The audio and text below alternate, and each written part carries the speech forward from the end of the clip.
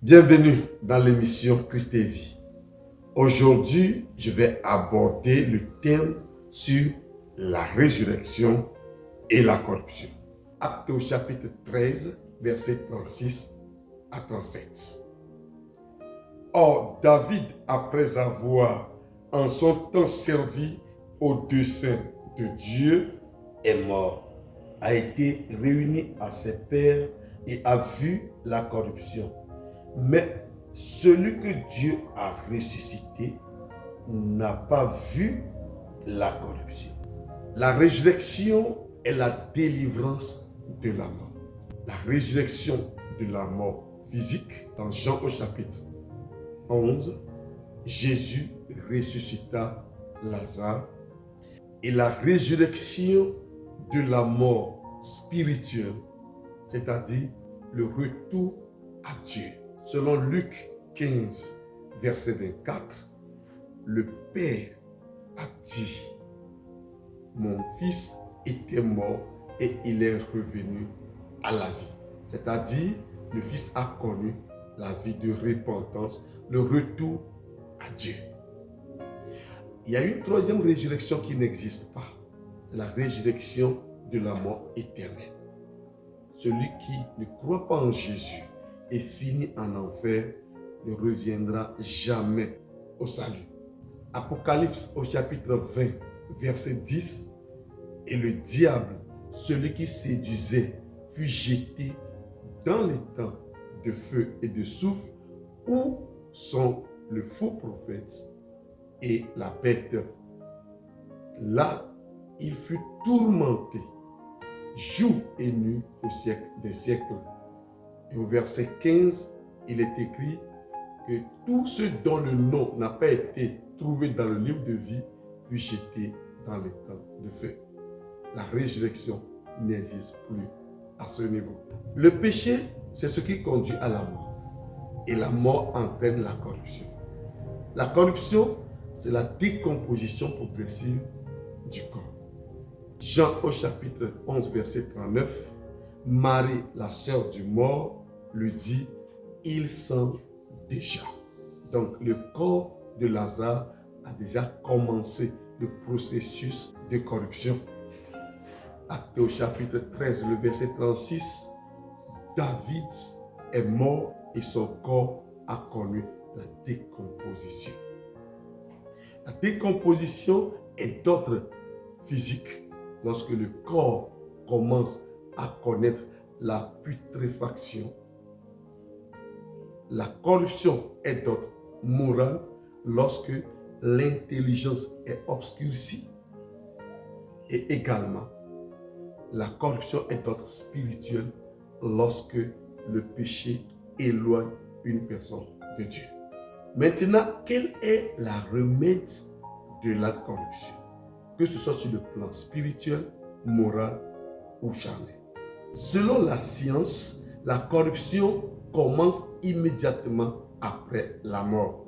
C'est pourquoi Lazare, lorsqu'il a fait 4 jours dans le tombeau, on a constaté que son corps a commencé à être décomposé. Mais la solution à la corruption spirituelle, morale et physique, c'est la résurrection. La résurrection empêche la décomposition spirituelle, morale et physique d'une personne. Quand Jésus est intervenu, il a publié la puissance de la résurrection. Ce qu'on a vu, c'est que Lazare, qui sentait déjà, est revenu à la vie et l'odeur a disparu. La décomposition a été réparée par la puissance de résurrection proclamée par Jésus-Christ. Mais Jésus a fait plus de 48 heures dans le tombeau. Mais il n'a pas connu la corruption parce qu'il est lui-même la résurrection, selon Jean chapitre 11, verset 25. Ainsi, la puissance par laquelle Dieu l'a ressuscité des morts a agi en sorte que sa vie n'a pas connu de corruption. Lorsqu'il n'était pas encore mort, il est esprit de résurrection dans le corps. C'est pourquoi il n'a jamais péché. il a défié ses contemporains en leur demandant « Qui d'entre vous peut me convaincre de péché ?» C'est pour cela que lorsque la résurrection parle, la putréfaction dans toutes ses compréhensions disparaissent. Il est écrit que David a connu la corruption parce que lui n'abritait pas l'esprit de résurrection. Mais Jésus n'a pas connu la corruption. Si le monde aujourd'hui va mal, si le monde aujourd'hui va vers sa fin, si le monde est rempli de corruption dans tous ses sens, c'est parce qu'il n'y a pas l'esprit et la vie de résurrection dans le monde.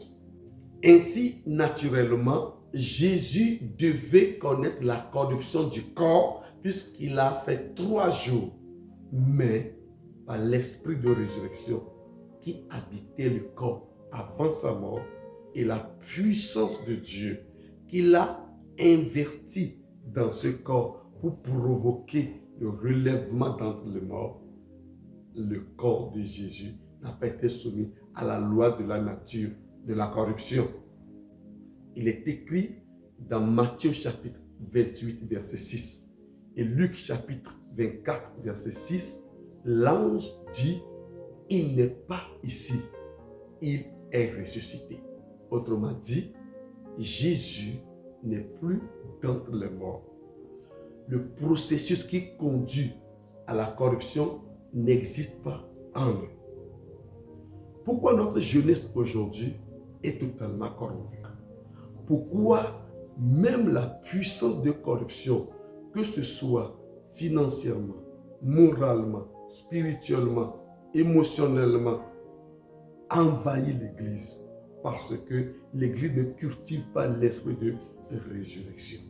Si seulement tout le monde peut revenir à l'ordre divin qui est lié à la résurrection, nous verrons que dans nos églises, c'est la vie qui parlera, c'est la puissance qui parlera, c'est l'autorité qui parlera. Les foyers qui connaissent les querelles, les mésententes, les divorces, tous parce qu'ils n'ont pas fait l'expérience de la résurrection. Si donc vous êtes ressuscité, vos yeux, votre intention, votre mentalité sera tournée vers les choses du ciel. Et là, il n'y a pas le temps, c'est l'éternité. Ce qui montrera que la corruption ne peut encore avoir place dans votre vie. Ce que Jésus est, c'est-à-dire la résurrection, ce que Jésus est devenu, c'est-à-dire le ressuscité, chaque personne peut le devenir aussi. Lorsque on adhère à sa résurrection par la foi qu'il n'est plus d'entre les morts, qu'il a vaincu la mort. L'homme naturel peut connaître la résurrection lui aussi, en s'adhérant à la puissance par laquelle Jésus-Christ est revenu à la vie. Romains 6, verset 5 dit « Et si nous sommes devenus une même plante avec lui par la conformité à sa mort, nous le serons par la conformité à sa vie. » Autrement dit, l'homme est inclus dans le plan de résurrection de Dieu. La résurrection de Jésus-Christ est une occasion gracieuse offerte à toute personne qui croirait en lui. Et si vous croyez que Jésus-Christ est ressuscité, vous aurez la même puissance de résurrection qui vous fera éloigner de la corruption.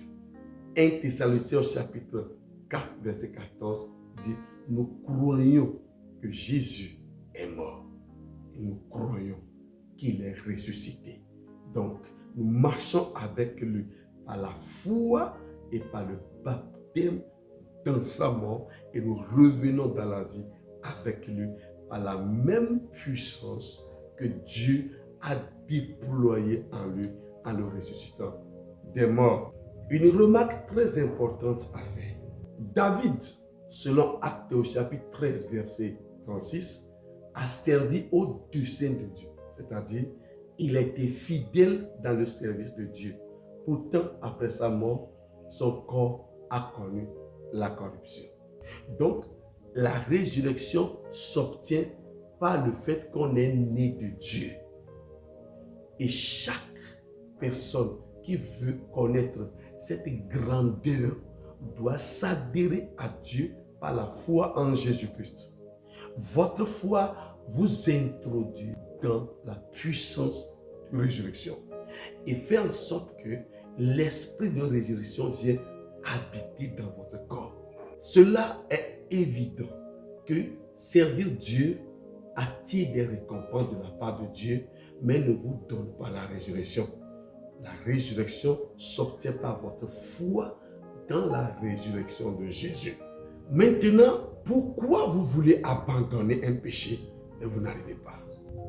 Parce que vous avez cru en Jésus et vous n'avez pas participé à la plénitude de la puissance qu'il a ressuscité des morts. Si donc vous êtes ressuscité avec Christ, regardez les choses d'en haut, où Christ est assis à la droite du Père. Et c'est en cela que vous allez vivre la plénitude de l'autorité qu'il a fait sortir de la mort. Plusieurs personnes croient que Jésus est ressuscité, mais ils ont la pensée toujours tournée vers les choses de la terre. Ce qui fait qu'ils peuvent faire tout ce que les gens qui n'ont pas connu la résurrection font. Ils peuvent connaître la corruption en tous ses sens. Mais si nous avons la foi dans la résurrection, il nous faut aussi avoir les regards sur les choses du ciel. Et les choses du ciel vont créer dans nos vies la satisfaction des besoins charnels. La corruption règne dans le monde. Ça ne finira pas.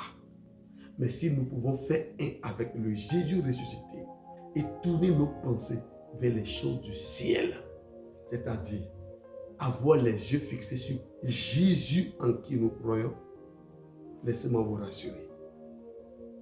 La corruption ne sera pas dans votre vie.